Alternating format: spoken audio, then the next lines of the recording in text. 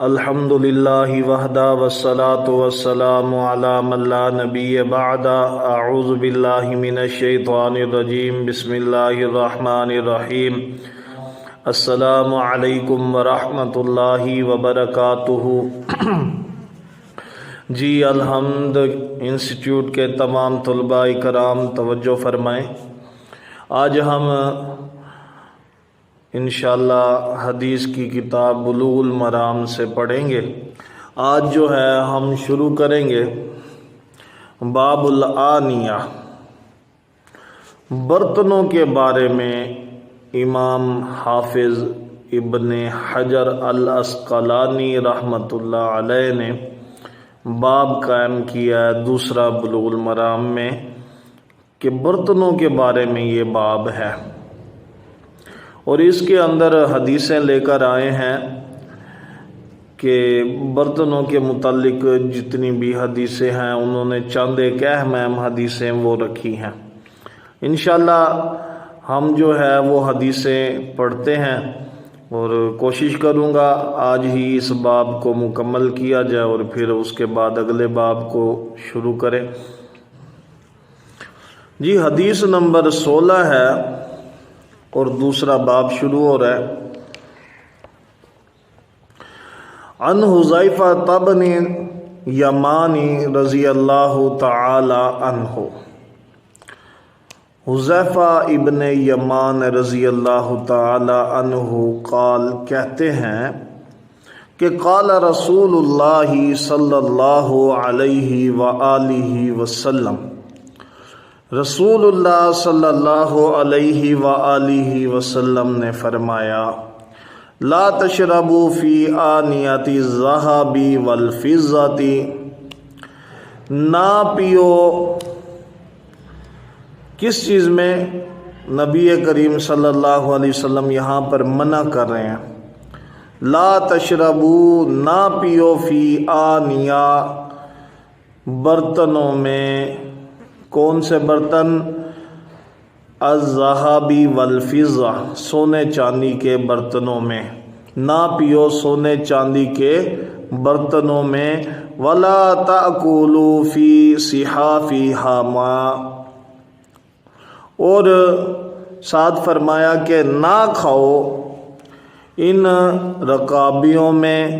یہ جو صحاف ہوتا ہے نا، یہاں پر لفظ ہے صحافہما، تو صحاف جو ہوتا ہے نا یہ پلیٹ نما چیز کے لیے استعمال کیا جاتا ہے۔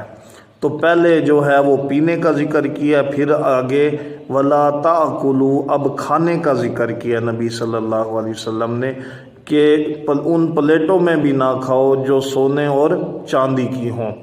فإنها لهم فی الدنیا، بے شک ان کے لیے دنیا میں ہے، وَلَكُمْ فِي الْآخِرَةِ، اور تمہارے لیے آخرت میں ہے۔ متفق علیہ، اسے بخاری اور مسلم نے روایت کیا ہے۔ اس حدیث سے کیا بات سمجھ آتی ہے؟ نبی کریم صلی اللہ علیہ وآلہ وسلم نے منع کیا ہے دو برتن، آپ نے فرمایا ایک سونے کے اور دوسرے چاندی کے برتن، ان کے اندر نہیں کھانا، نہ ہی پینا ہے اور نہ ہی کھانا ہے۔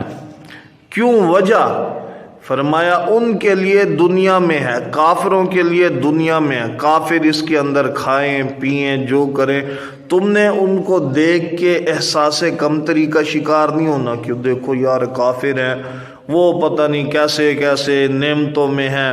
ہم کہتے ہیں نا اکثر، یہاں سے یہ بات بھی ثابت ہوتی ہے نا، ہم اکثر کہتے ہیں دیکھو یار کافر ممالک بڑی ترقی کر گئے ہیں، وہ ان کا سٹائل دیکھو، ان کا فلاں دیکھو فلاں دیکھو۔ نبی صلی اللہ علیہ وسلم نے فرمایا ان کی طرف نہیں دیکھنا تو نے۔ کیوں؟ کیونکہ فإنها لهم فی الدنیا، ان کے لیے دنیا میں ہے، وہ دنیا میں سونے چاندی کے برتنوں میں کھائیں، سونے کے چمچوں سے کھائیں، جو مرضی کریں۔ وَلَكُمْ فِي الْآخِرَةِ، تمہارے لیے آخرت میں ہے۔ اللہ نے جنت کے اندر تمہارے لیے سونے چاندی کے برتن رکھے ہیں، اور اس سے بڑھ کر نعمتوں میں رکھے ہیں۔ دنیا کی نعمتوں میں نہیں آنا، بلکہ آخرت کی نعمت کو سامنے رکھنا ہے۔ تو جو بندہ دنیا کے اندر کھاتا ہے اس سونے اور چاندی کے برتنوں میں، نبی صلی اللہ علیہ وسلم نے اسے منع کیا ہے کہ وہ مسلمان ہو کے اس طرح کے کام نہ کرے۔ اگر کسی کے گھر کے اندر چاندی کا برتن ہے، سونے کا ہے، وہ اس کے اندر کھاتا ہے یا پیتا ہے، اس طرح کا معاملہ ہے، تو آج کے بعد اس چیز کو ختم کر دیں، مسلمان کے لیے جائز نہیں ہے۔ اچھا جی، اب 17ویں حدیث ہے۔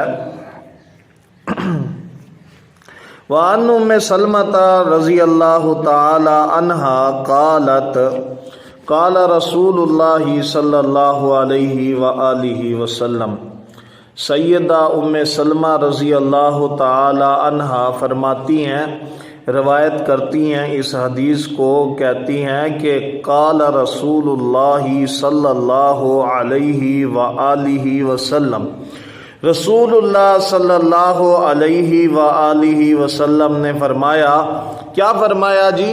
الذی یشرب فی اناء الفضۃ انما یجرجر فی بطنہ نار جہنم۔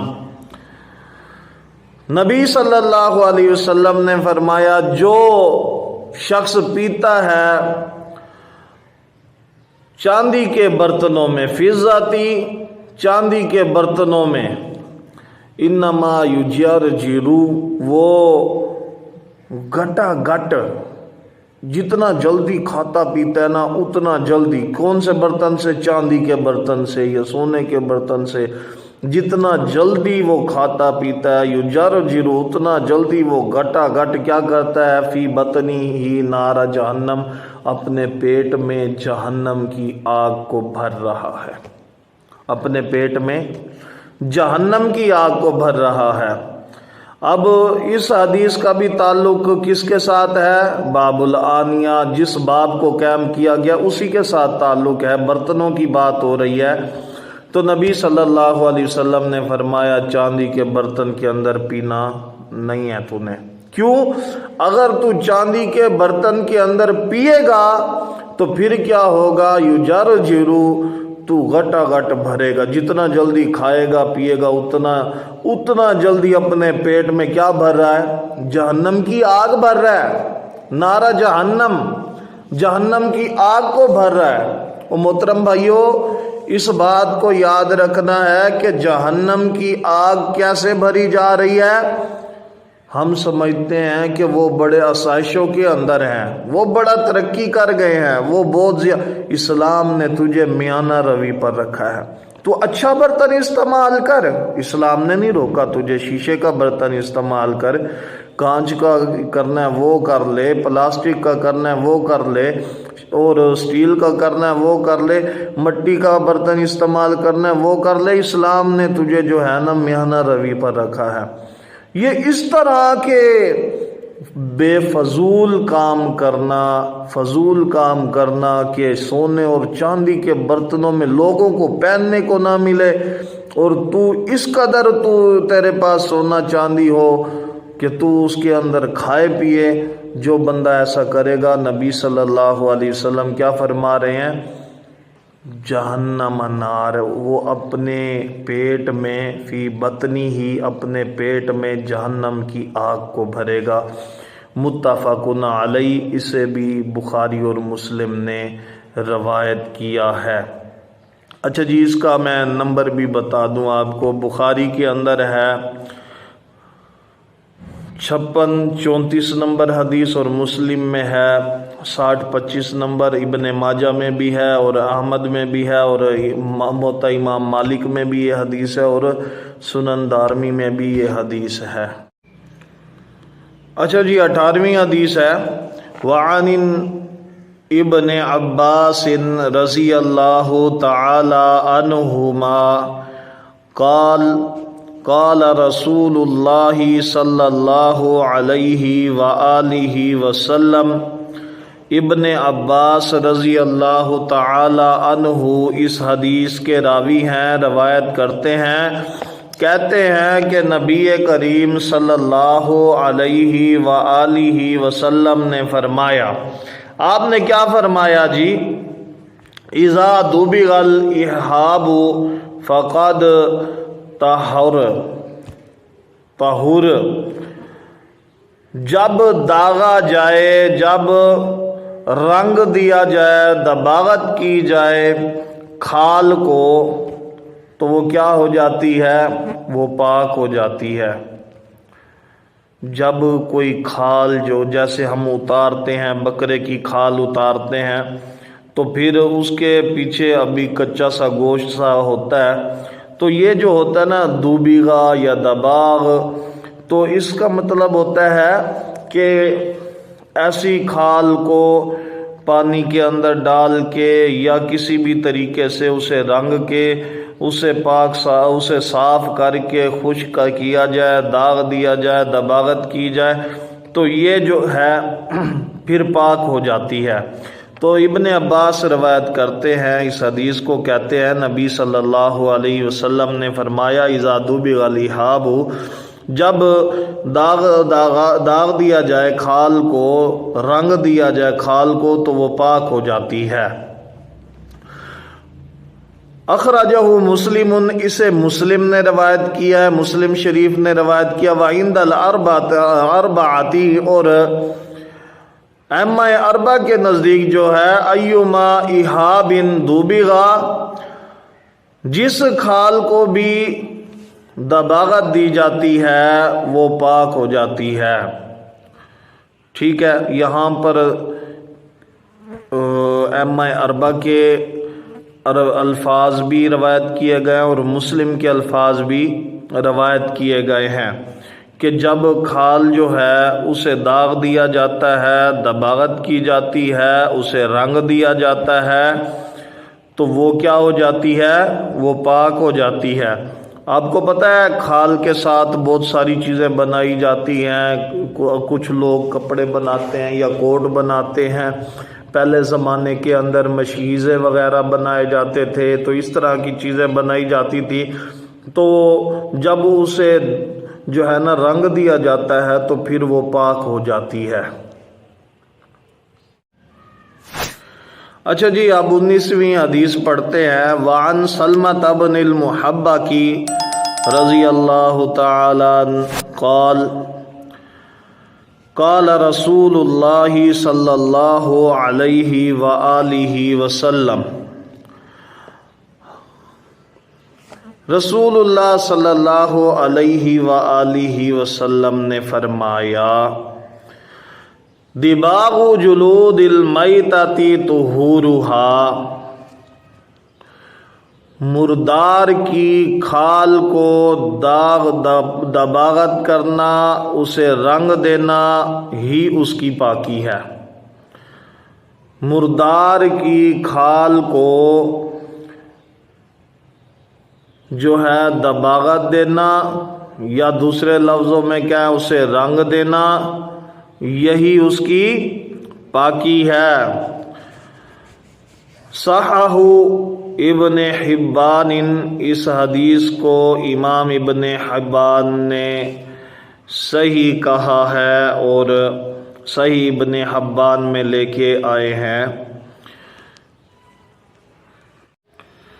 اچھا جی، 20ویں حدیث ہے۔ وعن میمونۃ رضی اللہ تعالی عنہا قالت، حضرت میمونہ رضی اللہ تعالی عنہا کہتی ہیں مر النبی صلی اللہ علیہ وآلہ وسلم بشاۃ یجرونہا، نبی کریم صلی اللہ علیہ وآلہ وسلم گزرے ایک بکری کے پاس سے جسے گھسیٹا جا رہا تھا، کھینچا جا رہا تھا، لوگ کھینچ رہے تھے جسے۔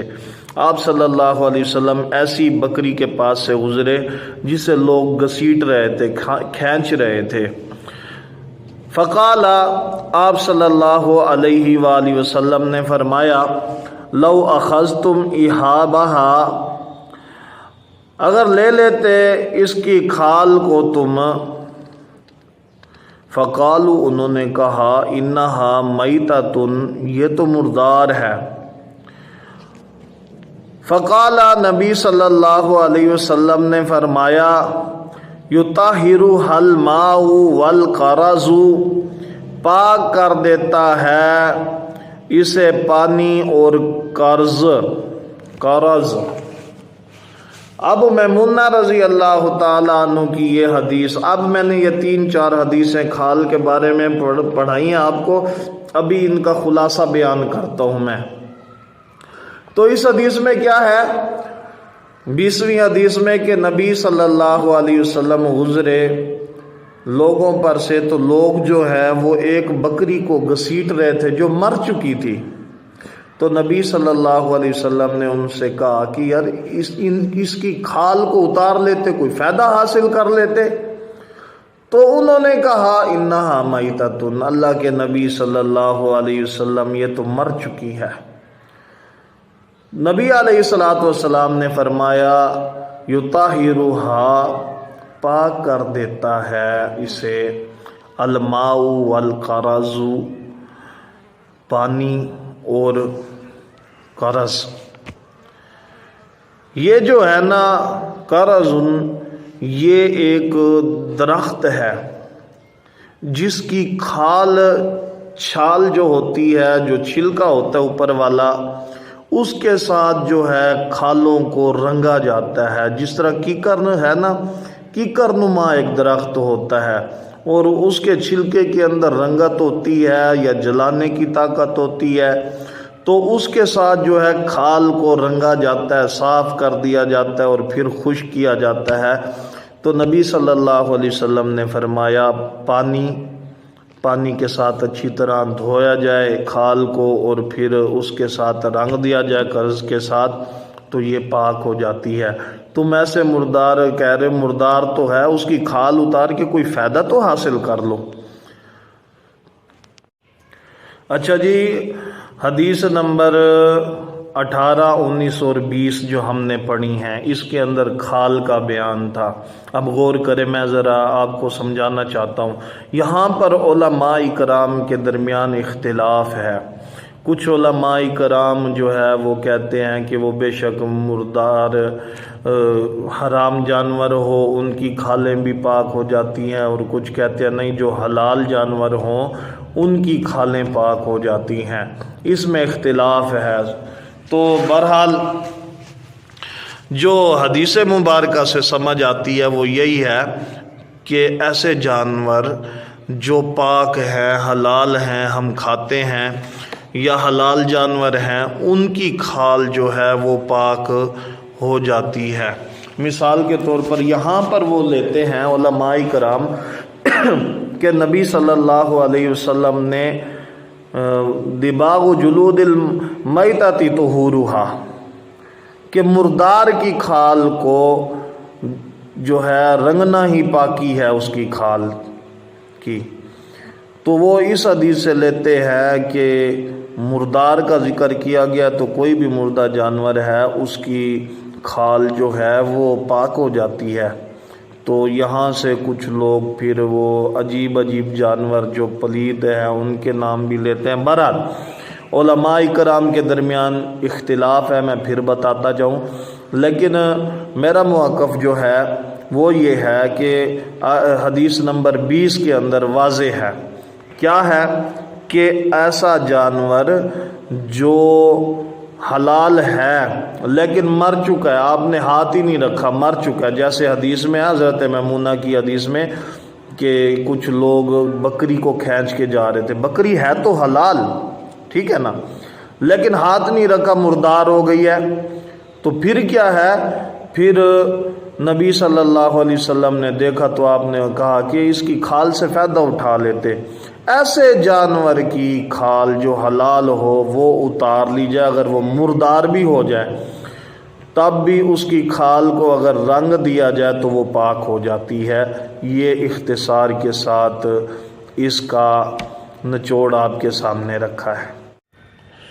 اچھا جی، حدیث نمبر 23 ہے، وعن انس بن مالک رضی اللہ تعالی عنہ قدح النبی صلی اللہ علیہ وسلم انکسارا فاتخذ مکان الشعب سلسلۃ من فضۃ اخرجہ البخاری۔ انس بن مالک رضی اللہ تعالی عنہ حدیث کو روایت کرتے ہیں، بخاری شریف کی حدیث ہے، کہتے ہیں کہ رسول اللہ صلی اللہ علیہ وآلہ وسلم کا پیالہ قادح النبی صلی اللہ علیہ وسلم انکسرا، ٹوٹ گیا، نبی صلی اللہ علیہ وسلم کا پیالہ ٹوٹ گیا، تو فاتخذ مکان الشعب، تو جس جگہ سے ٹوٹا تو اس جگہ سے سلسلہ تاز زنجیری کے ساتھ من فضتی، جو کس کی تھی؟ چاندی کی تھی، اس کے ساتھ جوڑ دیا گیا۔ اب یہاں پر بھی بات کو سمجھیں، ہم نے پیچھے حدیث پڑھی کہ نبی صلی اللہ علیہ وسلم نے فرمایا کہ چاندی کے سونے کے برتنوں میں کھانا پینا نہیں ہے، جو بندہ کھائے گا پیے گا وہ جہنم کی آگ بھرے گا اپنے پیٹ میں۔ تو یہاں پر جو ہے نبی صلی اللہ علیہ وسلم کا پیالہ ٹوٹا تو اس کو کس کے ساتھ جوڑا گیا؟ جی اس کو چاندی کی زنجیری کے ساتھ جوڑا گیا۔ اب یہاں پر برتن میں چاندی تو لگ گئی جی، ایسا برتن جو بالکل سارے کا سارا چاندی کا ہو، اس کے اندر کھانے کی ممانعت ہے، سونے کا ہو کھانے کی ممانعت ہے۔ اگر تھوڑی سی چاندی ہو وہ بھی مجبوری کے تحت، اب پیالہ ٹوٹا مجبوری ہے نا جوڑنا اسے، وہ بھی مجبوری کے تحت اور اسے جوڑا جائے تو پھر ٹھیک ہے۔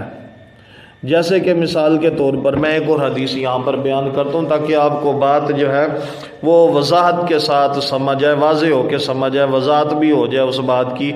ایک غزوے کے اندر صحابی کا ناک کٹ گیا، تلوار لگی ناک کٹ گیا، تو انہوں نے جو ہے وہ چاندی کا ناک لگوایا۔ اب چاندی کا لگوایا تو اس سے بو آنے لگی، اس نے کہا اللہ کے نبی صلی اللہ علیہ وسلم اس سے تو بو آتی ہے۔ نبی صلی اللہ علیہ وسلم نے اسے اجازت دی کہ تو سونے کا ناک لگوا لے۔ اب سونے کا ناک سونا کتنی زیادہ مقدار میں ہی ہوگا نا، اور یہاں پر جو میری بہنیں ہیں وہ زیادہ جانتی ہیں کہ کان جب چھدوائے جائیں یا سوراخ کروایا جاتا ہے تو اگر اس کے اندر کوئی دوسرا چاندی ہو یا کوئی اور دھات ہو ڈالی جائے تو شروع میں تو وہ پک جاتے ہیں، خراب ہونا شروع ہو جاتے ہیں کان یا ناک۔ تو کیا کرتے ہیں، سب سے پہلے اسے سونے کے ساتھ وہ شروع کرتے ہیں، سونا ڈالتے ہیں تو وہ کان پکتا نہیں ہے، وہ خراب نہیں ہوتا، زخم نہیں ہوتا۔ تو نبی صلی اللہ علیہ وسلم نے اسے اجازت دی، کیا کر کے ناک کس کا لگوا؟ سونے کا لگوا۔ تو یہاں پر یہ بات سمجھ جائیں کہ بندے کو مجبوری کے تحت جس کے بغیر کوئی چارہ نہ ہو تو جو چیز حرام ہوتی ہے وہ بھی کبھی کبھی ایسا بھی ہو جاتا ہے کہ وہ حلال ہو جاتی ہے یا جائز ہو جاتی ہے، حلال تو نہیں کہہ سکتے، جائز ہو جاتی ہے۔ تو یہاں پر پیالہ ٹوٹا ہے، جوڑنا تو ہے لیکن اس پورا چاندی کا نہیں ہے، اس کے اندر اگر تھوڑی سی چاندی لگ گئی ہے تو یہ جائز اور ٹھیک ہے۔ اچھا جی، اس کے بعد حدیث نمبر ہے 21 بلوغ المرام کی۔ وعن ابی ثعلبۃ الخشنی رضی اللہ تعالی عنہ قال، حضرت ابو ثعلبہ رضی اللہ تعالی عنہ کہتے ہیں، قلت یا رسول اللہ صلی اللہ علیہ وسلم، انہوں نے کہا اللہ کے نبی صلی اللہ علیہ وسلم سے، یا رسول اللہ، اے اللہ کے رسول، انا بارضی قوم اہل کتابی، اے اللہ کے نبی صلی اللہ علیہ وسلم، ہم اہل کتاب قوم کی زمین پر ان کے ساتھ رہتے ہیں، افناکل فی آنیتہم، اللہ کے نبی صلی اللہ علیہ وسلم، کیا ہم ان کے برتنوں میں کھا سکتے ہیں، اہل کتاب کے برتنوں میں کھا سکتے ہیں؟ قال، نبی صلی اللہ علیہ وسلم نے فرمایا، لا تأکلوا فیہا، لا تأکلوا فیہا، نہ ان کے اندر نہ کھاؤ، اہل کتاب کے برتنوں کے اندر نہ کھاؤ، الا اللہ تجدو غیرہا، مگر یہ کہ سوائے اس کے کہ تمہارے پاس اور برتن نہ ہوں، سوائے اس کے کہ نہ ملیں ان کے علاوہ، یعنی کہ اور برتن اگر آپ کے پاس برتن نہیں ہیں، آپ کو ضرورت ہے، فَاغْسِلُوهَا، پس دھو لو انہیں، اور وَكُلُوا فِيهَا، اور کھا لو اس میں۔ متفقن علیہ، بخاری اور مسلم نے روایت کیا اسے۔ صحابی کہتے ہیں کہ ہم نے کہا، غور کریں، اور آج کا یہ مسئلہ بھی ہے بہت زیادہ ہمارے ساتھ۔ صحابی کہتے ہیں اللہ کے نبی صلی اللہ علیہ وآلہ وسلم، ہم لوگ جو ہے نا اہل کتاب کے ساتھ یا ان کے علاقے کے اندر رہتے ہیں، وہاں پر اہل کتاب بھی رہتے ہیں جن کو اللہ تعالیٰ نے تورات دی ہے، زبور دی ہے، انجیل دی ہے، کتابیں دی ہیں، آسمانی کتابیں دی ہیں، ایسے لوگ رہتے ہیں، یہودی ہو گئے، عیسائی ہو گئے۔ تو اللہ کے نبی صلی اللہ علیہ وسلم، کیا ان کے برتنوں میں ہم کھا لیں؟ یہاں سے باب کے ساتھ تعلق ہے، باب باندھا ہے نہیں امام صاحب نے برتنوں کا، تو یہاں پر حدیث اس لیے برتنوں کی ہی لائے ہیں۔ اور کیا ہے کہ اللہ کے نبی ہم کھا لیں ان کے برتنوں میں؟ آپ صلی اللہ علیہ وسلم نے فرمایا لا تاکلوا فیہا، ان کے برتنوں میں تم نے نہیں کھانا۔ آپ کو پتہ ہے دین اسلام کے اندر نبی صلی اللہ علیہ وسلم نے جگہ جگہ یہودیوں کی، اہل کتاب کی مخالفت کی ہے۔ آپ جس کے ساتھ بیٹھ کے کھاتے ہیں نا، آپ کو جس کے ساتھ زیادہ پیار ہے، میاں بیوی ہے وہ ایک برتن میں کھا لیتے ہیں، بہن بھائی ہیں وہ اکٹھے بیٹھ کے کھا لیتے ہیں، فیملی ممبر ہیں ایک ٹیبل پہ ایک ہی برتنوں میں بیٹھ کے کھا لیتے ہیں، مدارس میں دیکھیں اسٹوڈنٹ ایک برتنوں میں کھا لیتے ہیں۔ یہ محبت پیدا کرتا ہے، یہ رزق میں اضافہ پیدا کرتا ہے، دلوں کے اندر پیار پیدا کرتا ہے۔ نبی صلی اللہ علیہ وسلم نے فرمایا نہیں، اہل کتاب تمہارے دوست بن سکتے ہیں؟ نہیں بن سکتے نا، اور نہ ہی بنانا ہے۔ نبی صلی اللہ علیہ وسلم نے ہر جگہ ان کی مخالفت کی ہے۔ تو صحابہ نے جب کہا نا اللہ کے نبی ہم ان کے برتنوں میں کھا لیں، نبی صلی اللہ علیہ وسلم نے فرمایا لا تاکلوا فیہا، نہیں ان کے برتنوں میں نہیں کھانا تم نے، ان کے ساتھ کوئی محبت نہیں ہے، کوئی پیار نہیں ہے، ان کے برتنوں میں نہ کھاؤ۔ الا اللہ تجدو فیہا، ہاں یہ ہو سکتا ہے تمہارے پاس برتن ہی کوئی نہ ہو۔ صحابہ کرام کے حالات تھے نا بڑے تنگ تھے شروع میں، تو ہاں اگر تمہارے پاس برتن نہیں ہے، گزارا نہیں ہو رہا، تم کس چیز میں پکاؤ، کس چیز میں کھاؤ، تو پھر کیا کرو، پھر ان سے برتن لے لو، مگر یاد رکھنا کرنا کیا ہے، فَاغْسِلُوهَا، ان کو اچھی طرح دھونا ہے، ان برتنوں کو دھوئے بغیر نہیں استعمال کرنا۔ کیوں دھونا ہے یہ بھی سمجھ لیں۔